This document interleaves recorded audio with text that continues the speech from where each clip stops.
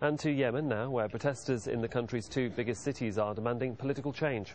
Crowds have gathered in the capital Sana'a following Friday prayers. They're demanding political reform.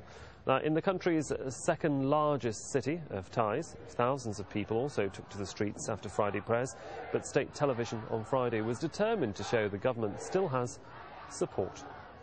Well, joining me now is Abdrahman Bafadel. He's a former Yemeni minister and is now an opposition leader. Nice to have you back with us here on Al Jazeera again, sir. Let's just talk generally about Friday. And we're seeing continued demonstrations on one side by opposition supporters and state television showing how much support there is for the government. What is going on as far as you're concerned and from your perspective? There is a big difference between protesters of the opposition and protesters with the government. Those millions in the streets are protesting day and night, sleeping there. 3 months, now they are in the 4th month. And government people, they come only from Friday to Friday for 2 hours and they leave. And most of them are military dressed in civil. And they are paid well by the government, $250 per individual for 2 hours, as Reuters transported the news. Tell us then about the position of the opposition when it comes to these contradictory reports of the president returning from Saudi Arabia, not returning from Saudi Arabia. What are we to make of who is telling the truth as far as government officials and sources are telling us? And what do you know about this? Is he coming back or isn't he?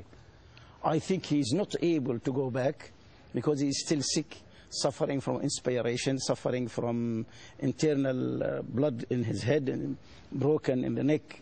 Wound 7 centimeters here. Who's telling you and that? One of the longest. Who's telling you that? This political report has been published. No, but do you have sources? Do you have sources in Saudi Arabia telling you that? Yes, I have my sources inside the hospital. Those who told me from inside the hospital. But I tell you, his return will cause civil war in Yemen. It's better for him to leave or to step down at least. If he steps down and comes, no problem.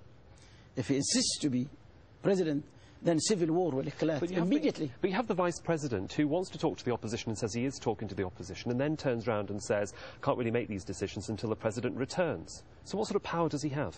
The problem is that the vice president has no power at all. He's not authorized only to run affairs until the president comes back. And the president will not come back. He's sick, very sick. He cannot even carry work. And also because opposition now, they are in a point of critical point that they say that they are legal to take power, and he is not legal at all. Finished 33 years in power.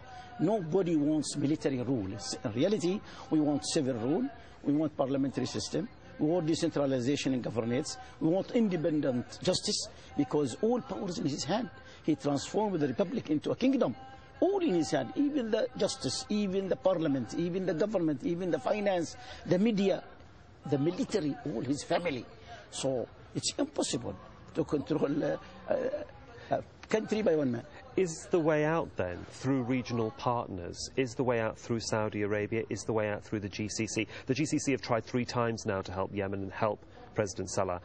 They walked away when he rejected the last agreement. Yes. What is their role? Is there a role for them? The problem is that he refuses each time. They made it 5 times, not only one. The first one, he said no, we said yes. Second time, he made it.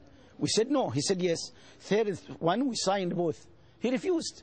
Then he made 4th and 4th, but the one which is now is the 3rd one. But now, time is over. We think it's... But who in the GCC can help you? Who in the GCC can help Yemen?